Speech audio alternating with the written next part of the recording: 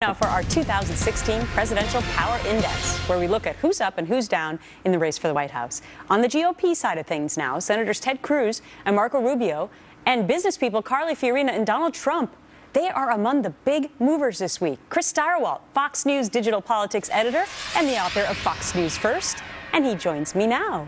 All right, hard to believe. Here we are again talking about another politic thing. You got the Power Index every Monday, so let's kick it off with those top four. Well, look, Marco Rubio is not in the same race with Donald Trump. He's not in the same race with Ted Cruz. He's not in the same race with Ben Carson yet. He hopes to be. He hopes to be at the end, to be the last person from the establishment still standing. He hopes to be the person who has the broad enough appeal in the Republican Party to go the distance. He's competing right now with Jeb Bush first and foremost, but also people like John Kasich and Chris Christie to win that part of the party so that he can go the distance against somebody from the other side of the divide in the GOP. Okay. And Marco Rubio is doing what he needs to do to take advantage of what has been the fairly colossal failures of Jeb Bush's, or at least the missed expectations of Jeb Bush's campaign. All right, because you originally for weeks, and again, this is a conglomeration of all the factors, not necessarily who's leading in the poll at this particular time. Right. But your Power Index had Jeb Bush #1 for a long time. Now let's take a look. He has slipped to #5, and that you actually have Ben Carson #6. John Kasich, Chris Christie rounding out the top 8 then. Explain how that all fits together. So Jeb Bush was #1 forever because he had all of the money. He had more than 100. His super PAC had raised more than $100 million.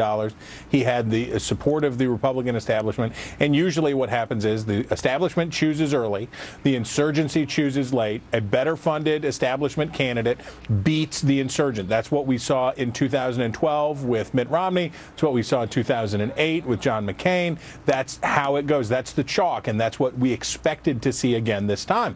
But not only is the resistance to Jeb Bush proven greater than we expected, but Jeb Bush's popularity as a candidate has proven worse than we expected. In fact, he is the least popular top-tier Republican candidate. He is a -6. The voters have broadly rejected him, and he has a very limited amount of time. And here we're talking a month or 6 weeks or so before donors and voters are going to say, you know what, you're not going to make it, and that would redound to Marco Rubio's benefit in a tremendous way. Very, very interesting. Okay, now, on the radar, you have Bobby Jindal, Rick Santorum, Lindsey Graham, and George Pataki. Out of those four, who do you want to comment on?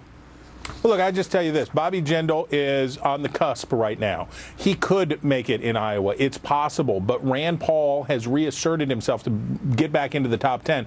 Rand Paul has reasserted himself with libertarian voters that he is following his father's path and embracing that notion. Jindal has to create something. It's going to be tough for him, but there is, of anybody in that roster, he's the guy that might be able to do something surprising in Iowa. Very interesting predictions coming from Chris Stirewalt. Have a great week. See you soon. You too.